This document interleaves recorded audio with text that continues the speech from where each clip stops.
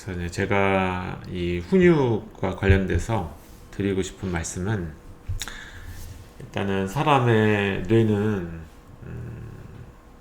두 가지 부분으로 구성이 되어 있어요. 타고 태어나는 본능, 누구나 갖고 있는 욕구가 있잖아요. 기본 욕구. 이 본능을 담당하는 영역이 있고요. 또 하나는 이제 신피질이라고 해서 태어난 직후부터 막 환경을 배우면서 발달하는 뇌가 있거든요. 사람은 그 사람이 어떤 환경 속에서 자라고 있느냐에 영향을 굉장히 많이 받게 되는 거죠. 왜 굉장히 유명한 쥐 실험도 있는데요. 그래서 쥐를 어렸을 때 어떤 자극에 노출을 시켰냐에 따라서 뇌의 모양이 달라진다라는 거예요. 그래서 이게 시각 자극이나 이런 것들을 많이 느낄 수 있는 곳에 두게 되면 시각 피질이 더 발달하고요. 또 막 움직여야 되고 막 움직임이 많은 이런 곳에다 두게 되면 운동 영역 피질이 더 발달을 하는 이런 거와 비슷한 일들이 사람에게도 일어나게 돼요. 왜 중국 속담에 이제 몇 번 제가 말씀드린 적이 있었던 것 같은데요. 중국 속담에 이상하게 호랑이의 자식이 강아지가 되는 경우가 있다. 이제 이런 거죠. 뇌의 입장에서 놓고 봤을 때는 아이를 양육을 할 때 아이한테 필요한 어려움과 고통이라고 한다면, 이제 꼭 필요한 스트레스라고 한다면은 그런 스트레스를 이겨내는 이런 자극을 줘야지 그 아이가 결국은 좀 성공적인 아이로 성장할 수가 있는 거죠. 근데 이제 요즘 학부모님들 그렇지가 않잖아요. 자기 아이들이 굉장히 귀하기 때문에 어느 누구도 자기 아이를 건드려서는 안 되는 거예요. 그죠?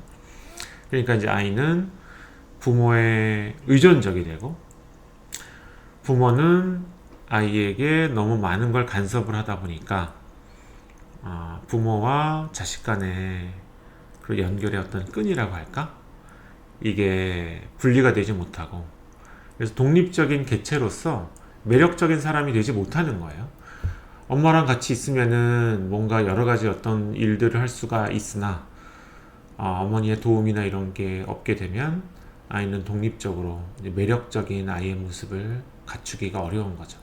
정말 우수한 부모님들, 좋은 유전자를 가지고 태어난 아이들이라고 한다면은 좀 어느 정도의 고생도 이제 하는, 왜 맹수들은 이제 새끼를 낳아서 낭떠러지에 굴러 떨어뜨리고 이제 기어 올라오는 놈만 키운다고 그러잖아요. 네. 그래서 교육이라 그러는 게 부모가 이제 보호, 이제 아이들이 할 수 없는 영역에 대해서는 이제 뭔가 보호해주는 역할을 해야 되는 게 사실 맞는 거죠. 그러나 아이가 스스로 해야 되는 일에 대해서는 사실은 스스로 뭔가 할 수 있는 어떤 힘을 키워줘야 되고, 부모는 그 역할에서 좀 빠져야 되는 거거든요. 그래서 만약에 학교 폭력이나 이런 게 일어났다, 그래서 아이들끼리 서로 다투고 이런 일도 뭐 얼마든지 일어날 수가 있어요. 제가 어렸을 때도 학급에서 뭔가 싸움이나 이런 것들은 이제 언제든 일어날 수 있는 일이거든요. 다만 이게 아이들 스스로 뭔가 해결이 되고 좀 내가 손해보는 느낌이 있더라도 그러면은 이거를 내가 보완할 수 있는 어떤 아이디어가 생기고, 이렇게 그 안에서 해결이 되게 놔둬야지, 여기에 부모가 개입이 되게 되면 이 어떤 갈등의 문제가 너무 이제 커지게 되는 거고요. 그래서 아이가 스스로 뭔가 참고 견디고 이겨내는 이런 어떤 일들, 이런 거에 대해서 정말 부모의 의존적이 되고 조금이라도 양보하지 않으려고 하는 이런 성향, 이런 게 이제 점점 나타나게 되겠죠. 겉으로 보여질 때는 100점 맞는 아이다 라고 할지라도 이 100점이라고 하는 게 나한테 뭔가 자존감을 올려주고, 그래서 내가 좀 뭔가 남에게 양보하고 싶은 이런 마음이 생기고, 이런 쪽으로 이어지지 못하는 거죠. 자, 그래서 이런 게 지금 우리나라에 이런 여러 가지 이제 사회적인 문제를 만들어낸다라고 생각을 합니다. 그래서 이게 뇌과학적으로 좀 안전한 방법으로 풀어나가기 위해서는 부모가 뭔가를 선택해주는, 뭔가를 이끌어주는 역할이 많이 좀 축소가 되어야 되고요. 그리고 아이 스스로 느끼고 판단하고 해결할 수 있는 문제, 이런 거에 대한 양을 더 늘려주셔야 되는 거죠. 네. 그래서 합리적으로 어떤 문제를 이제 해결하는 법을 자꾸만 인생의 선배된 입장에서 좀 가르쳐주는 방식으로, 이런 쪽으로 지도가 돼야 이런 어떤 갈등이나 어떤 이런 문제가 이제 조금씩 해결이 될 수 있지 않을까, 이렇게 생각이 돼요. 뇌는 이제 왜 문제 해결 고리가 있고요. 전두엽에 이게 잘 작동을 하게 되면 좀 더 복잡하고 순서가 있는 이런 문제들, 이런 문제들도 잘 처리할 수 있는 이런 능력을 갖추게 돼요. 그러나 이제 부모가 자꾸만 많은 부분에서 개입을 해서 선택을 해주게 되면 이 프로블럼 솔빙 루프가 제대로 작동하기가 어렵게 되거든요.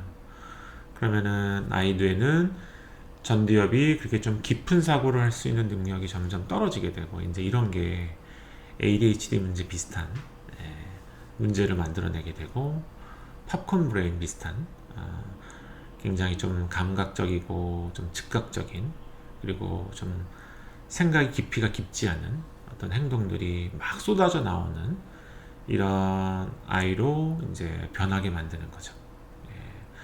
그래서 아이가 스스로 뭔가 고민하고 좀 이 문제를 해결하기 위해서 스스로 자꾸만 뭔가를 생각해보고 느끼고, 그래서 자기 자신을 좀 변화시키고 이럴 만한 어떤 기회가 제공이 돼야 되는데, 이런 게 부모 수준으로 어려움이 들어가게 되면 너는 좀 비켜봐, 엄마가 다 알아서 할게, 이제 이렇게 이제 아이가 스스로 생각할 필요가 없는 상태가 만들어지는 게, 요즘 이제 최근에 아이들이 ADHD 문제가 생기는 이런 확률이 굉장히 높아지고 있는데, 이제 ADHD 유병률이 높아지고 있잖아요.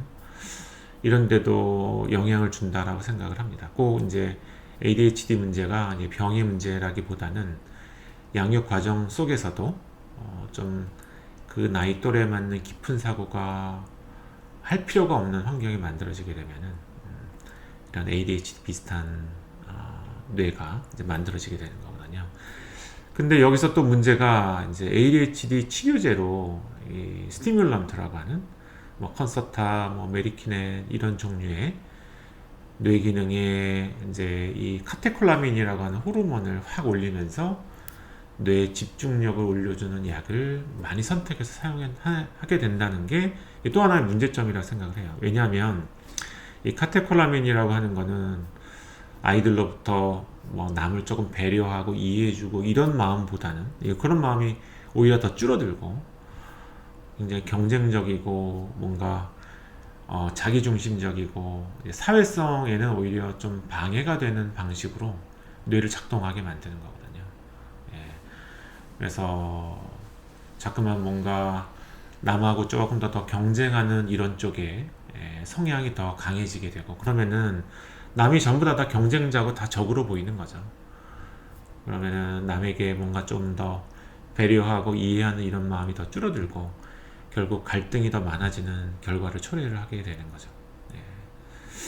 그래서 아이들 사이에서는 이제 옥시토신이라고 하는, 서로 남에게 조금 베풀고 남을 조금 공감해주고 이해해주고 이제 이런 게 즐거워지는, 이런 옥시토신이라고 하는 호르몬이 많아지는 교육 시스템이 만들어져야 되는데, 그게 아니라 너무 경쟁 위주로